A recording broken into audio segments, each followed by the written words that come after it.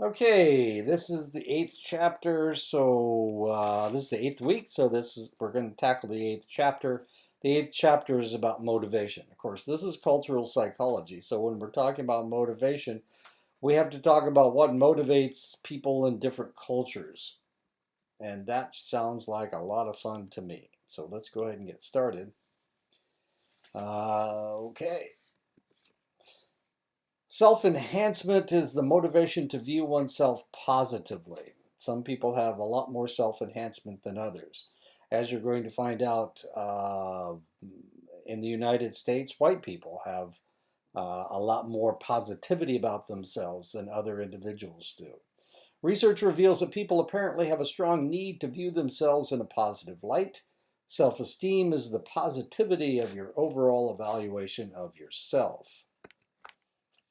In a study done in Canada in 1999, Heine and colleagues found that 93% of European Canadians had self-esteem scores that were above the midpoint of the scale.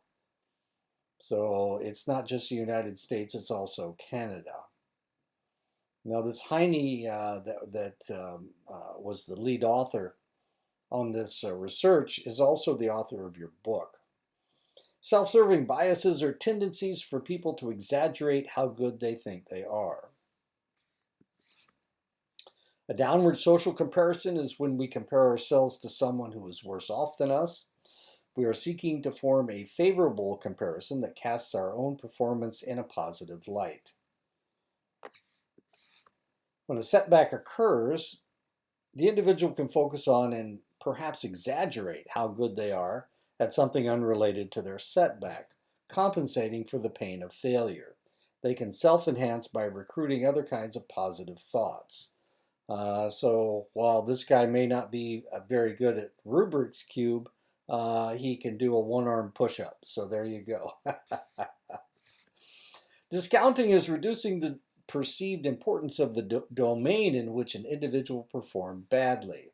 People might attribute the cause of their actions to something outside themselves. That's an external attribution, in contrast to an internal attribution, where they see the cause as within themselves.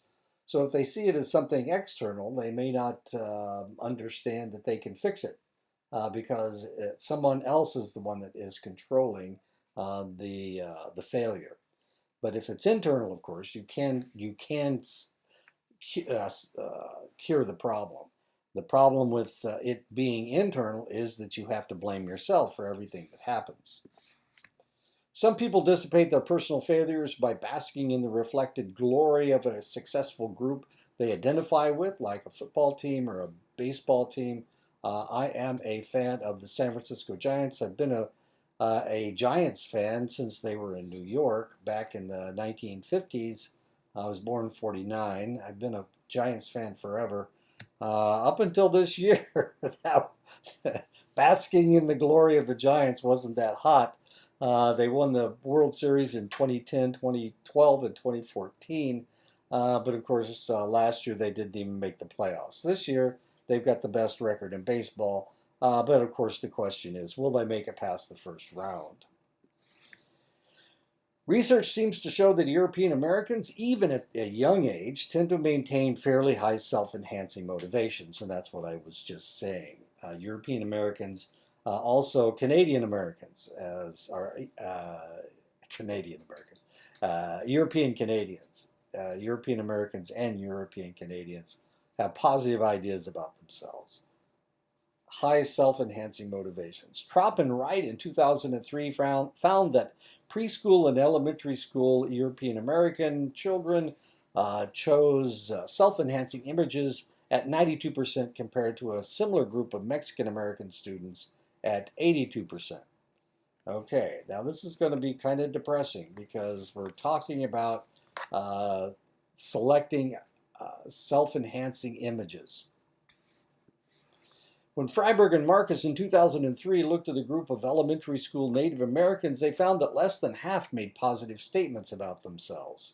The authors saw these results as consistent with the understanding that Native Americans are less independent, and independence is related to self-enhancement. This did not prove true of the collectivistic Maori of New Zealand, that they were looking for positive enhancement. This did not prove true of African Americans. This is according to work by Major Spencer Schmader, Wolf, and Crocker in 1998. This did not prove true of Israeli Druze. Druze is an interesting religious group. They're actually an ethnic group, but they're also a religious group. The Druze are kind of a cross between the Muslim religion and the Christian religion. And of course, they're not looked on all that favorably by Jewish people in Israel. So you can look it up. The Druze are really kind of fascinating people, and their religion is kind of fascinating. These are what Druze people look like. If you saw them on the street, you would probably not say, oh, there goes a Druze person, a person who is a Druze. But the reality is they are a separate ethnic and religious group. This did not prove true of Asian Indians. 93% of European Canadians have high self-esteem, as we saw before in the Heine et al. Study. 55% of Japanese Canadians have high self-esteem. Masses of research show that Americans find success more memorable, probably because they think more about them. And Japanese tend to find failures more memorable because they think more about them. And this is work, as you can see, by Hamamura and Heine. Now, one of the, I don't know if I've mentioned this before, but Dr. Heine is from British Columbia. He's married to a Japanese lady. He went over to Japan when he was right out of college, and he married a Japanese lady and brought her back to the United States. And that's one of the reasons why he does so much work with the Japanese and Asians, East Asians, as they say. After failing at a task, North Americans tend to discount the importance of the task. Japanese will view the task as even more important. Americans tend to bask in the reflected glory of their sports teams, while the Japanese are more likely to be critical of their local team as the opposition. In other words, the home field advantage doesn't always work in Japan because your fans are very critical of the players on their team. So home field advantage may be kind of painful if your team's not very successful.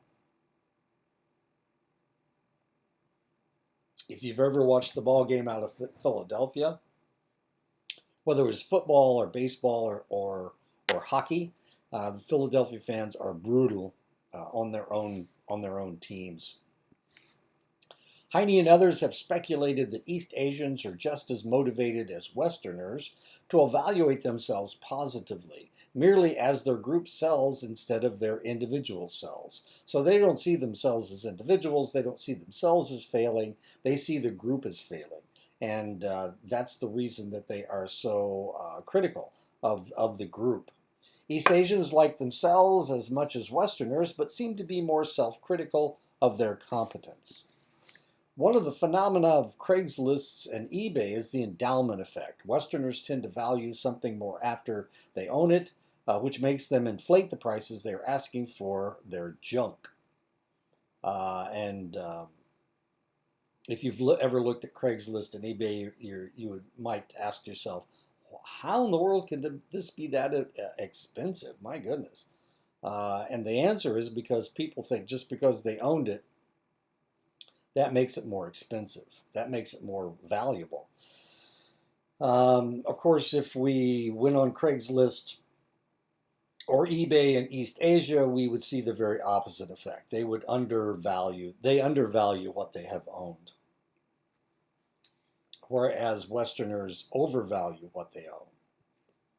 Miller and colleagues in 1997 and 2002 looked at children's stories in the United States and Taiwan. They found a marked difference between children's stories in the United States and Taiwan. American stories focused on the children's attention on their strengths, while Taiwanese stories focused on areas that needed correcting. So if you were reading a child's story from Taiwan and the team lost, they would be focusing on what they did wrong and what they could do to improve it. But an American story would try to build up their self-esteem. They wouldn't even talk about the fact that they can't kick the ball or that their goalie stinks. European American parents viewed self-esteem as central to child rearing. Taiwanese parents expressed the belief that too much self-esteem can lead to frustration when things aren't working out well for the children. And therefore, if they have too much self-esteem, then they will blame themselves for everything. That's the way Taiwanese parents see things. American parents see self-esteem, continually building up self-esteem as the most important aspect of child rearing. Research shows that the notion of individual selves didn't emerge in Western literature until the 12th century. At this point, the Christian concept of the Last Judgment changed from being an issue of the salvation of collectives to the salvation of individual souls. So this had to do with religion. The Christian religion sees going to heaven as the Last Judgment, as salvation. They see it based, before they saw it based on your group, the people that went to the church, not a select individual. So everybody would everybody would go or nobody would go. After the 12th century, because of a switch in the religion, they saw the individual loss rather than collective loss. With the Protestant Reformation in the 16th century, many Protestant sects maintained a belief in predestination, or the idea that one's fate was determined before birth. This gave people a great drive to enhance themselves as they proved that they were one of God's chosen people. So people wanted to be wealthy, and the reason they were wealthy is because they were one of God's chosen people. So that was the idea. Before, it didn't have anything to do with God selecting you before you were born. Before, it had to do with whether you were successful in life. But now, all of a sudden, if you were successful in life, it was because God loved you, because God had chosen you to be successful. So now, all of a sudden, money was really important. Not what you did, not whether you were ethical, but whether you could accumulate a lot of cash. Now, this still exists, as weird as that may sound. Wealthy people feel that they are blessed by God. God is the one that is the only one that can bless somebody. So their money came from them being good people. So the money makes them good, as weird as that may sound. Face is a strong Eastern idea that barely registers among Westerners. Face has been defined as the amount of social value others give you if you live up to the standards associated with your position.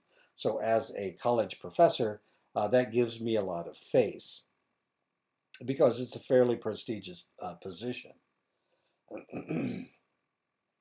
So if we were in the East, of course, because I was a college professor, people would assume that I had this level of prestige. In the United States, it doesn't matter whether I'm a college professor or not. It's not going to get me to the front of the line at Starbucks.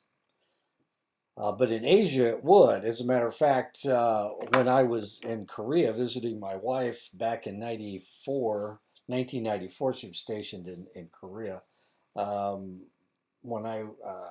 When I went to Korea to visit her, because of my white hair, it gave me status. And because of that, people would do things like, one guy gave us an umbrella when it started raining, despite the fact we didn't have an umbrella. And of course, we hadn't planned on it, so we didn't have one. And he gave us an umbrella because of my status as an older individual. At the time, I had white hair, and the only people in Korea with white hair are really old people. So they saw me as an elder and somebody who was fairly prestigious. The other thing that I did when I flew on JAL and KAL flights, that's Japan Airlines and Korean Airlines, I called myself a professor, and I knew that that would give me more status. And it did, actually. At one point, they offered me either fish or chicken, and they ran out of chicken, and I can't eat fish. And I told them I couldn't eat fish, so they took a meal away from somebody who wanted chicken and forced them to take fish. I don't know where they got it from, but I was given a chicken dinner, and that may have had something to do with my prestige because I was a college professor. Back when was it? It was '94. Yeah, I was working at two different institutions, as a matter of fact. If others grant you face, you'll enjoy all the prerequisites, the perquisites that come with the enhanced status and power. One characteristic of face is that it's more easily lost than gained. The amount of face an individual has access to is determined by their position. Thus, increasing face can only be increased with promotion. And of course, that's what we're talking about. While face is difficult to enhance, face is lost whenever individuals fail to live up to the standards of their roles. Face is always vulnerable, and because others determine a person's face, people must count on the goodwill of others to be able to maintain their face. Since face is so easily lost, one strategy is for people to adopt a cautious approach and try to ensure that they are not acting in a way that might lead others to reject them. This approach is known as prevention orientation, being defensive and cautious all the time. Otherwise, you might lose face. Prevention orientation is contrasted with promotion orientation, where the individual is more concerned with advancing themselves and aspiring for gains. Prevention seeks to avoid bad things, while promotion seeks to secure good things. Canadian and Japanese participants were given a faux test that they failed. They were given a chance to either work on their problems or focus on their successes in the test. Canadian participants chose to focus on things they did well, and this is promotion focus. In the same study, the Japanese participants maintained a more prevention focus. They were more interested in working on things they did poorly. Apparently, they could improve themselves.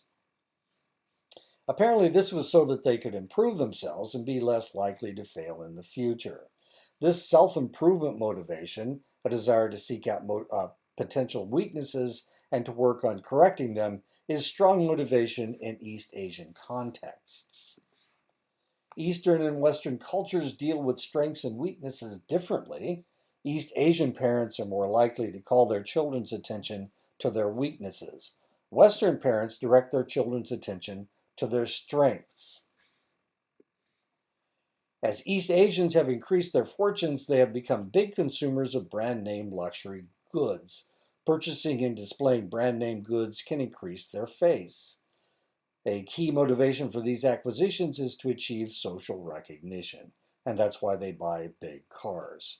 They will spend their last dollar buying a fancy vehicle because it gives them face. It increases their face. In 1904-1905, Max Weber, a sociologist, printed a controversial but influential series of essays entitled The Protestant Ethic and the Spirit of Capitalism. Weber attempted to determine how capitalism was able to emerge from the traditional economics of medieval Europe. Before Weber, the prime social idea came from Karl Marx. Marx felt that capitalism was a result of surplus capital that came from the shift from an agricultural economy to an industrial economy. Marx also felt that religion was being used by governments to control the people. Now, Marx did his work in the 1840s and 1850s, and Weber, of course, did his work in 1904-1905. Tons of things had changed from the 1840s until the beginning of the 20th century. Weber viewed capitalism as a product of people's deriving meaning from a particular cultural context. Capitalism grew out of a belief system that was rooted in a number of cultural ideas that began emerging in the 16th and 17th centuries in Western Europe and in North America. The ideas that became the foundation for capitalism were ones that grew out of the Protestant Reformation. Now remember, before the Protestant Reformation, the Catholic Church was in charge of everything. It was the only church they allowed to exist well, actually, there were two. There was the uh, Catholic Church and the Orthodox Church. They were both Christian religions, but one dominated the East and the other dominated the West. The Muslim religion was primarily down in Africa and the Middle East, and the Catholic Church was controlling most of Europe, with the Orthodox Church controlling Russia and Serbia and Eastern Europe, what is now Eastern Europe. Protestants emphasized literacy training from more than Catholics, so that the Bible would be able to be read. They could read the Bible for themselves. Protestants wanted people to read the Bible, and they wanted them to interpret the Bible. Catholics didn't allow that. The Catholic Church actually wrote the Bible in Latin, and all masses were in Latin. Now, most people didn't speak Latin, and of course, Latin was an old language that no one spoke after Rome collapsed.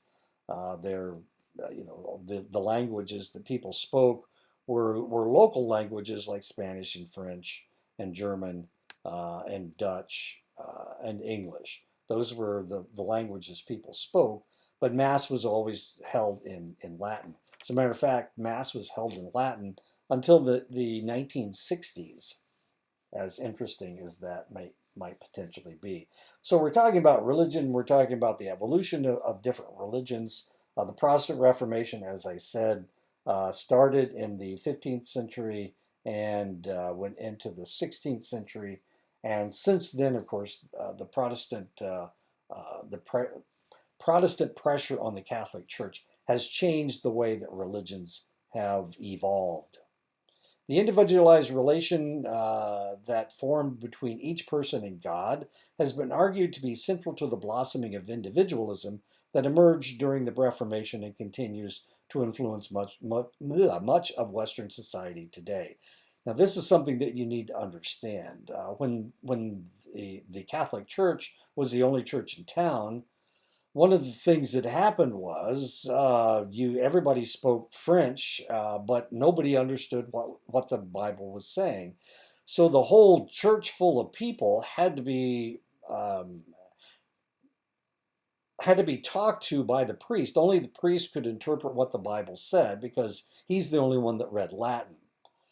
So it was a lot easier to control that group than it was for what happened later. Because what happened later was that they translated the Bible into the different local languages, and now people could interpret the Bible for themselves. And that is what changed. Because the individual could interpret the Bible, individualism became a lot more important. I hope this is making sense. I find religion just fascinating. And the more you think about it, the more you understand it, the more you understand why this happened or that happened. Martin Luther, the founder of Protestantism, proposed that each individual had a calling, that is, a unique God-given purpose to fulfill during his or her mortal existence. So what is a calling? A calling, as far as the church is concerned, is something that God tells you that you need to do. And it's something that you will focus on for the rest of your life. Now, possibly you feel that you have a calling to become a psychologist or to become someone that deals with psychology. I've done a lot of different things in my life, but one of them that I'm really proud of is the fact that I teach, and I really enjoy teaching, and I feel like maybe potentially it's a calling, even though I'm not a religious person, and I'm certainly not a Protestant, but I feel like this is something that I needed to do. It turns out that people in my family tend to understand how people learn things naturally. We understand these things. And so it's kind of like the people in my family are good teachers.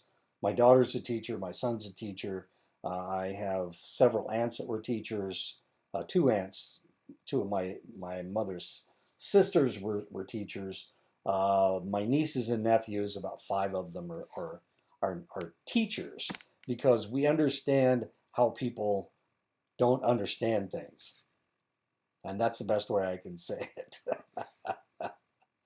The idea was that we all are God's servants in the world, and that we are each given a specific duty or job to take care of while we tend the planet. God gives each individual the unique skills and capabilities needed to fulfill their calling, and it is incumbent upon individuals to discover their calling. And of course, that's what everybody's looking for, is their calling. The highest moral duty that individuals were believed to have was to serve God well by working hard at their calling. Luther was able to imbue daily labor with a spiritual significance that had traditionally been reserved for religious activities such as prayer or ritual. So people started working harder, and the reason they worked harder is because this was how they showed God that they were good people, by working hard at their calling. And this is a Protestant idea, of course. It's not the Catholic idea. Because Protestants came to view work as a spiritual task, they wished to avoid debasing it by holding a casual or unprofessional attitude. Protestants felt that people should take their work very seriously. Now you understand the difference between someone who is Catholic and somebody who is Protestant. Protestants feel like work is serious, that they need to do it, that they need to get the job done, whereas the Catholic idea is that this is getting me money so that I can be a good Catholic.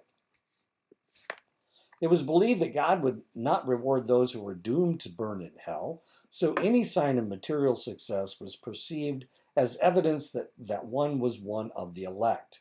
Any accumulated wealth was to be reinvested to further one's efforts and to accumulate even more wealth in evidence of one's status among the elect. Modern capitalism, as Weber viewed it, was thus concerned with the accumulation of wealth for its own sake and not for the sake of the material pleasures that it brought. A recent analysis found that Protestants and people living in Protestant societies more generally consider the prospect of being unemployed as more of a blow to their well-being than non-Protestants living in non-Protestant societies do. And this is according to Van Hoom and McClelland, and these two guys are Dutch. Now, the Dutch are really kind of interesting people because basically they're Protestant, but there are Catholics that live in the proximity of Holland, and this is common types of research that would be done in Holland to show the strong Protestant ethic. It's really kind of interesting if we look at the different denominations of Protestantism. The most fundamental forms of Protestantism is the Reformed Church. And the reason they had to reform the church is because it was drifting into bad habits, I guess, is one way to say it. So if you look at the Dutch Reformed Church or the Swiss Reformed Church, all of these are far more fundamental than the original church, than the original Protestant church. So anything that's reformed this or reformed that is usually a lot more strict. Okay. Just something to think about. And of course, if you don't really know anything about the religions, it's kind of, wow, geez, there's so many of them. Yeah, there's a lot of them, but anytime you run into somebody that's Reformed Church, they're going to be just a little bit more strict, a little bit more fundamental. In the early 21st century, a study revealed that Protestant nations were far more industrialized than their Catholic counterparts, and religious differences accounted for much of that because of their Protestant work ethic. The Protestants believe that working is a spiritual undertaking, so they always get the job done. The other idea of Protestantism is taking your wealth and reinvesting it in the industry. So if you owned a hamburger stand and you were a Protestant, you would keep the hamburger stand open 12, 16 hours a day. And when you made a lot of money because you were open when everybody else was closed, you would reinvest it and you'd open a second hamburger stand. That's what happened with Ray Kroc and McDonald's. He just kept reinvesting all of his money. And eventually he had billions and billions of dollars. And that's the way this type of capitalism works, is by reinvesting, by rolling the money back into the company and making it bigger and making it stronger and making it more likely that company will put other people out of business. The Catholic companies put them out of business. A degree of individualism exists in Protestant countries compared to other countries. The 6 most individualistic countries in the world are largely Protestant, whereas the least individualistic Western societies are largely Catholic. Countries dominated by various Asian religions also tend to score low in individualism. Pronounced differences in embracing an intrinsic work ethic were observed between Western European Catholics and mainstream Protestants, as evident in a measure of work values. The Protestant ethic has been associated with negative attitudes toward laziness and being overweight. McClelland found that Protestant parents expected their children to become self-reliant at an earlier age compared with Catholic parents. And we've had this discussion.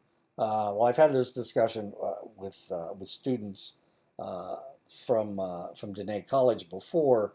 I was expected to move out of the house as soon as I graduated from high school, go to college, and then do something out on my own. And of course, that's not something that is done in other places with other cultures.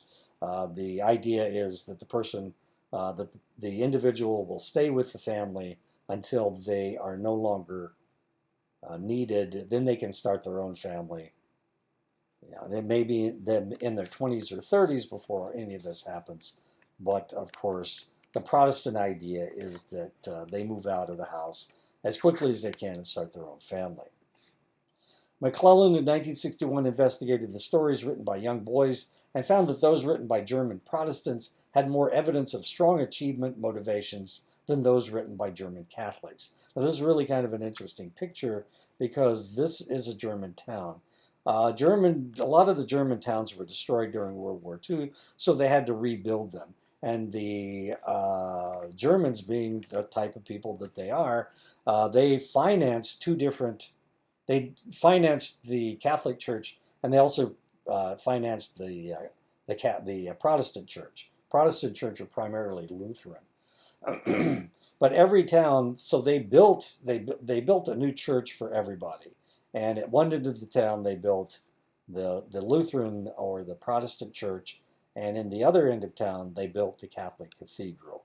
And so if you go to Germany today, you will see at least 2 churches in every town. Now, these are the subsidized religions. The Germans don't really like the idea of denominations. They don't like the idea that you have one Baptist church and you have a Methodist church and you have a Lutheran church, and they're all vying for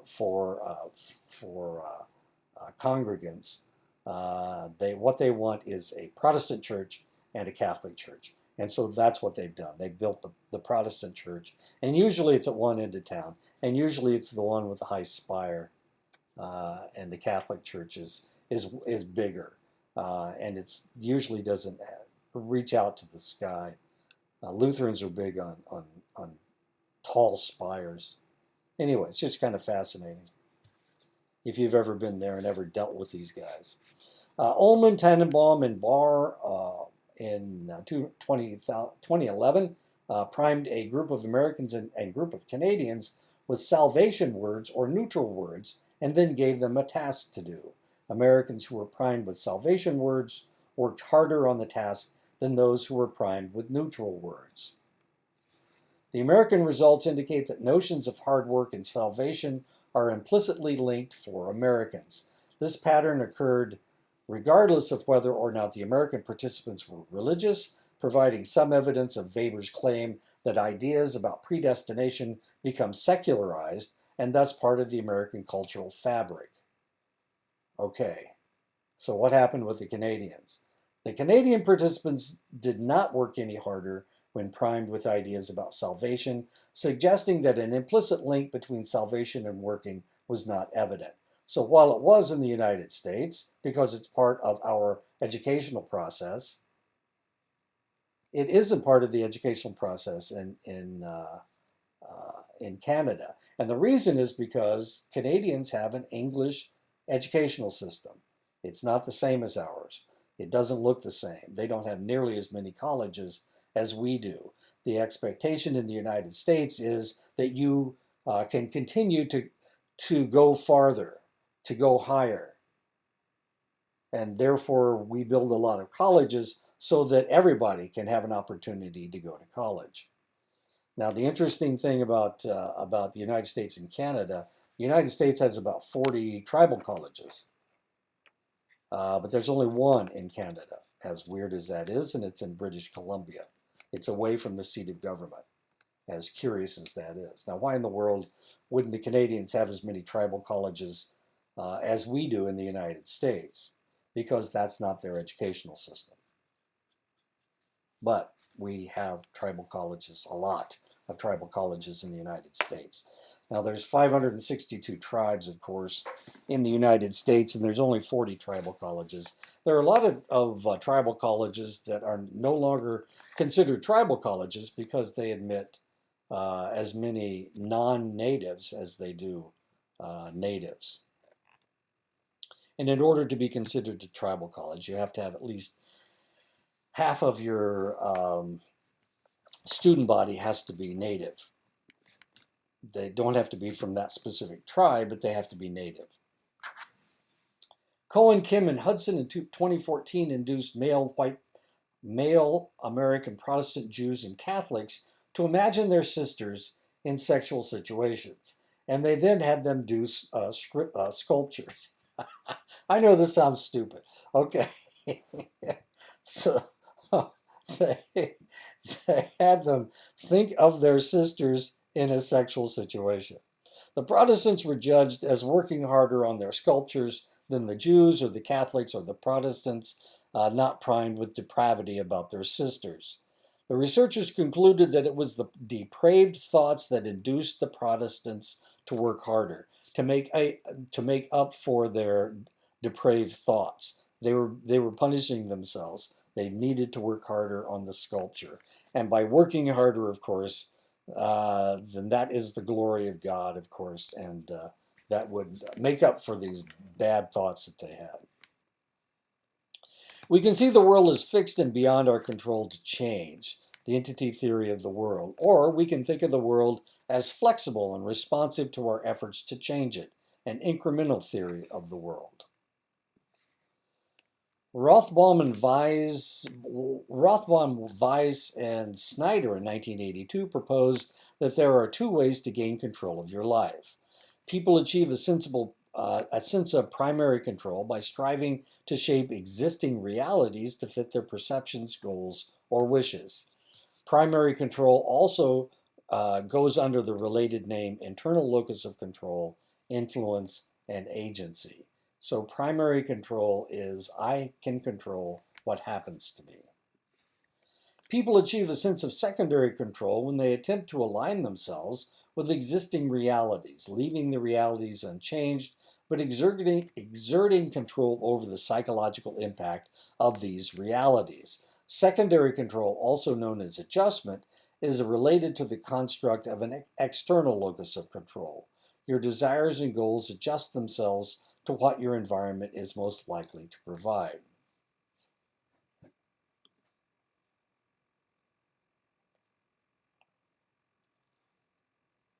Sorry, I was getting a drink. Weiss, Rothbaum, and Blackburn in 1984 see many socializing experiences in Japan that lead Japanese to be more comfortable with engaging in secondary control strategies. Japanese infants spend much more time in contact with their mothers and thus learn to adjust themselves to what their mothers are doing. Japanese workers change jobs far less frequently than their Western counterparts, and it is not uncommon for workers to be promised lifetime employment, a system ensuring that employees learn to adjust themselves to whatever demands the company places on them. In a Japanese and American study where workers were asked to recount when they had been helped and when they had helped others, the Americans were better able to recall when they had influenced others. The Japanese recalled far more times when they were assisted than when they helped someone else. There is little emphasis on making choices in life for people from India. Making choices seems to be more difficult for Indians than for Americans. Indians take significantly more time to make choices than do Americans because they're not used to doing it. Asian Indians don't respond as negatively when they are deprived of the opportunity to choose when compared with Americans. Asian Indians and people from numerous other non-Western cultures also indicate that they have less free choice in their lives compared with North Americans. Choices do not appear to play as large a part in the lives of Asian Indians as with North Americans. The more important the action, the more likely Americans were to identify it as a personal choice, whereas for Asian Indians, the more important the action, the less likely they were to view it as a personal choice. When Americans are given an opportunity to choose something, they almost always select the option they prefer. The link between preferences and choices isn't as tight among Asian Indians. They are less likely to choose their favorite option, as weird as that sounds. In learned helplessness, an individual feels that he or she is unable to control or avoid. There's a reason for all of this. Okay, in India, if you go to the store, you may have one choice of tea and two types of pop. You can either buy the local pop or you can buy Coca-Cola. You don't have a whole lot of choices. It's not like in the United States. If you go to Quick Star, if you go to the gas station to buy yourself a bottle of pop, you can buy all the Pepsi products, you can buy all the 7-Up products, you can buy all the Coke products, you can buy water, you can buy Gatorade, you can buy lots and lots of different things. You have lots of choices to make. It's not that way in India. You have one or two possibilities that you can select, and maybe Pepsi is your favorite cola drink, but of course they have no cola, they have no Pepsi, so you have to pick either Coke or the local cola product, and so you can't pick the one you want. You have to pick an alternative, and so you might pick Coca-Cola over the local cola. That's what we're talking about. They don't have as many choices. In Japan, 70% of all the cars in Japan are white. So if you went to a car dealership in Japan, they wouldn't give you a choice. You could either buy a white car or you could order a black car. 25% of all cars in Japan are black. 70% of all cars are white. That leaves 5% of the cars that are some other color. That includes blue and green and red and yellow, which you'll never see in Japan. If you drive down the road, almost all the cars are white. It's just the most bizarre thing in the world. So if you go to a car dealership, you can select your car, but you can't select the color of your car because almost all cars are white. And if you want a black car, then you're going to have to wait for the car. And of course, you don't want to do that. So this is what we're talking about when we're talking about Asian Indians not being as good at choosing things as we are in the United States. In the United States, we make choices all the time. We're constantly making choices between the color of the car that we want, the type of car that we want, the type of drink that we want. You may have 17 different types of energy drinks. But because of the supply system in India, because of the way they think, They don't want those choices, and if they had to have those choices, they might stand in front of that refrigerator for 15 or 20 minutes trying to figure out what drink they need, what drink they want. And that's the way it is, and that's the way that all of these, that's what we're really talking about here. Personal choice is not something that they're used to. Okay, so now we're going to switch gears a little bit. We're going to talk about learned helplessness. In learned helplessness, an individual feels that he or she is unable to control or avoid unpleasant events, and the person will suffer from stress and potentially depression. A study by Oettingen and Seligman in 1990 found that East Berliners showed more signs of learned helplessness than the people on the other side of the wall in West Berlin. Now, this was in 1990 that they did their research. Actually, they did their research before that because the wall came down in 1989. The Berlin Wall came down in 1989. So what they discovered was that learned helplessness was a way of life in East Germany because they had no choices. They had no personal choices. And if you went to the store, and I was in East Berlin before the wall came down. I was there 81 and 82. And we did go to East Berlin. If you went into a store in East Berlin, into a grocery store, there were no choices. You either took the hamburger that was there. You couldn't say, no, it's got too much fat in it. I'll pick the one that's 95% red meat. That wasn't a choice. You took what was there, and that's all you had no other choices. The other problem was that they were being used as pawns by the Soviets. And the probability that if a war started, they would be the first victims was very high. So they had no choices, and they were being used as political pawns by the Soviets. So learned helplessness was just a way of life in East Berlin. And yeah, East Berliners. We're talking about the East Berliners. The West Berliners, the same thing. But the thing about the people in West Berlin, the people in East Berlin, where could you go? You could go to Russia, you could go to Poland, you could go to Czechoslovakia, but you're still behind the Iron Curtain. If you were a West Berliner, you could go to Paris. You could go to the United States. You could go to Australia if you wanted to. So West Berliners didn't feel the same helplessness, even though they were isolated and surrounded by the Soviet military. Snib and Marcus in 2005 argue that upper middle class Americans are raised to favor choices and to express themselves through their choices. They learn to respond quite negatively when they believe that they do not have any choice in a situation. Working class Americans grow up learning that much of what people encounter in life is beyond their control, and that a good way to maintain one's independence is to emphasize one's integrity and resilience during tough times. But Ash's work in 1962 showed that Americans were more likely to conform to social pressure than not. 75% of Ash's American subjects conformed on at least one of the 12 trials. Conformity is common in the United States. We are conformists. We follow people. We don't make choices of our own. Ash's work, what he did, he had one person that he was testing, and he had a whole room full of Confederates. And so the idea was that they were supposed to look at two lines, and they were supposed to say whether they were even or not, whether they were equal or not.